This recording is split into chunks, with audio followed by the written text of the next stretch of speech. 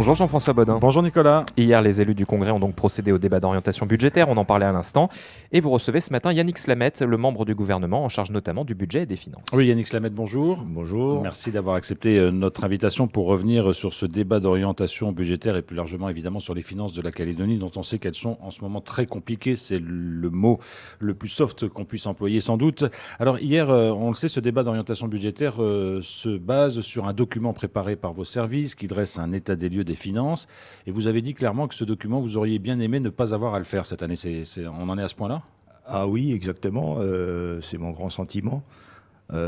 Pourquoi ? Parce que la situation, elle est telle que donner une orientation budgétaire à 2 ou 3 ans relève de la fiction. À ce point-là ? À ce point-là. Qu'est-ce qu'il faut faire ? Alors aujourd'hui, il y a un déficit de plus de 16 milliards. Vous avez en plus des échéances à honorer assez rapidement. Il n'y a plus d'argent dans les caisses. Comment vous allez faire ? Alors, ce n'est pas un déficit budgétaire, c'est un déficit de trésorerie. Alors, vous savez très bien que ce soit dans le monde économique ou dans le monde institutionnel, pour pouvoir vivre, il faut de la trésorerie, au-delà des écritures comptables. Et c'est ce qui manque en Calédonie. Donc, vous avez bien dit, 700 millions en caisse pour 16 milliards à payer. Dans ces cas-là, on fait comment ?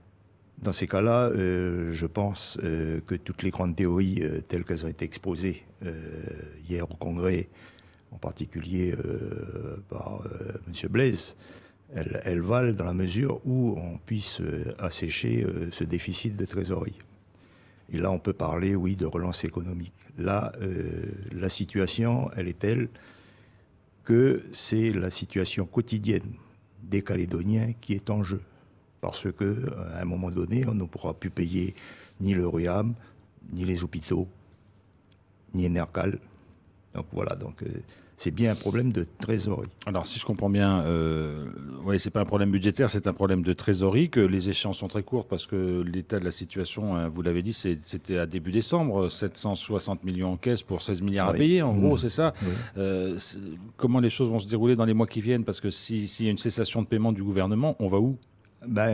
C'est bien ce que j'ai dit, et je l'ai dit il y a quelques mois au Congrès, quand j'ai dit que la Calédonie, la Nouvelle-Calédonie était sur la voie de la cessation de paiement. Je ne sais pas si vous vous rappelez. Si, très bien. Et c'était bien cette voie-là, et cette voie-là, elle n'est pas encore fermée. Au contraire, elle devient de plus en plus large. Alors, pour faire rentrer de l'argent dans les caisses, puisqu'il y a un manque de trésorerie, qu'est-ce qu'il faut ? Il faut augmenter la pression fiscale, c'est ce que, on le sait, notamment Gilbert Thuillon préconise au gouvernement. Est-ce que c'est la seule solution ? Parce qu'elle fait aussi peser des incertitudes sur la relance économique, cette pression fiscale. Oui, mais je pense qu'à un moment donné, il y a plusieurs solutions. Hier, on a entendu, il y a une aide de l'État. Il peut y avoir la pression fiscale supplémentaire. Il peut y avoir la relance en même temps. On peut tout faire, on peut tout mixer, je vais dire. Mais il ne faut pas perdre de vue ce problème de trésorerie. C'est primordial. Et là, hier, ce que j'ai entendu, la réforme, la relance économique, seulement, pour moi, c'est pas, on n'y sera pas. Donc vous préférez aujourd'hui qu'on s'attelle à travailler au problème de trésorerie plutôt qu'au problème budgétaire de fonds et à l'apurement de la dette et à la relance de l'économie ? Mais parce que, justement, la trésorerie met la Calédonie dans une situation en cascade. Vous avez la Calédonie qui a des problèmes de trésorerie, vous avez le RUAM, par ricochet, vous avez les hôpitaux ne payent pas Enercal, et vous avez Enercal. Donc à un moment donné, il y a bien en amont un problème de trésorerie, c'est le problème de la Calédonie. Alors Yannick Slamette, je vous repose la question. Comment faire aujourd'hui pour faire en sorte que ce problème de trésorerie soit résorbé le plus vite possible ? Eh bien moi je vais dire, il faut aller chercher, mettre des réformes, peut-être fiscales, peut-être une contribution exceptionnelle, pour qu'on puisse s'engager à terme sur une résorption de cette trésorerie. Ne pas attendre parce que le trou s'élargit. Alors cette contribution exceptionnelle, elle est déjà envisagée, vous en avez parlé, il y a quelque chose de prévu ? Parce que c'est la première fois qu'on entend parler peut-être d'un prélèvement exceptionnel ou quelque chose... C'est moi qui le dis, c'est moi qui le dis, mais en tous les cas, personnellement, moi je ne vois pas d'autre solution que celle-là. La relance économique seule, qu'est-ce qu'on fait pour faire vivre les hôpitaux? Qu'est-ce qu'on fait pour payer Emercal? C'est l'immédiat, ça. C'est l'immédiat. Alors, bien entendu, hier, une aide de l'État, pourquoi pas? Mais je pense que la Calédonie doit faire un effort, un gros effort, même temporaire, mais de l'État, il faut le faire.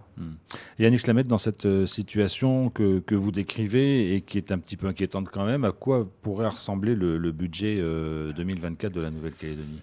Alors, le budget en lui-même 2024, ce qui a été fait, puisqu'il est déjà déposé sur le bureau du Congrès, c'est un budget, d'abord, on a voulu le faire le plus tôt possible pour éviter que le pays travaille en 12e provisoire, dont on sait que c'est un frein au développement économique, à l'initiative. Ce qui s'était passé il y a 2 ans. Mais oui, pendant 2-3 ans même. Je crois que depuis la dernière décennie, il n'y a qu'en 2019 où le budget a été voté avant le 31 décembre, avec beaucoup de difficultés. Là, je souhaite le faire au moins en début février. Cela dit, on a serré au maximum. On n'a pas fait des coupes sombres. Simplement, on a révisé la méthode de travail en ce qui concerne les investissements pour éviter de geler des sommes pour rien et de faire de façon à ce que, en investissement, parce que c'est 6,5 milliards, que les services puissent déterminer exactement les enveloppes nécessaires pour les 3 premiers mois pour arriver au budget supplémentaire. Alors hier, lors du débat d'orientation budgétaire, le président du gouvernement a bien insisté pour que les réformes fiscales soient votées pour répondre aux urgences, a-t-il dit, notamment les urgences de trésorerie que vous évoquez. Pour l'instant, ces recettes fiscales sont estimées aux alentours de 700 millions, je crois, en 2024. Où en est-on des autres textes? Alors, oui, les textes sont sur le bureau du Congrès, certains. Vous avez entendu l'opposition au matraquage, enfin pas l'opposition, mais en tous les cas, on a entendu le mot matraquage fiscal. Cela dit, en ce qui concerne les rendements fiscaux, au moment où je vous parle, quand bien même, et dans le meilleur des cas, que ces textes seraient votés, on n'aurait que le rendement en 2025. Le budget 2024 n'en profiterait pas. Non, ça fait déjà un manque à gagner important. Voilà, donc on est bien dans cette situation-là. Parce que les réformes votées en 2024 ne seraient effectives qu'à partir de 2025. Oui, puisque par exemple sur les années fiscales. Sur les années fiscales, voilà. Donc il faut bien le voir de cette façon-là. Dans tous les cas, cette pression fiscale, vous le dites, certains parlent de matraquage. Vous partagez ce point de vue ou vous pensez qu'il faut, de toute façon, lever un peu plus d'impôts? Ce sera la seule façon de faire entrer de l'argent dans les caisses de la Calédonie? Oui, je pense que de là aller aux 30 milliards, je ne suis pas persuadé. Mais en tous les cas, oui, il faudra faire une réforme fiscale et il faudra aller chercher du rendement fiscal, ne serait-ce que pour alléger le poids de la trésorerie.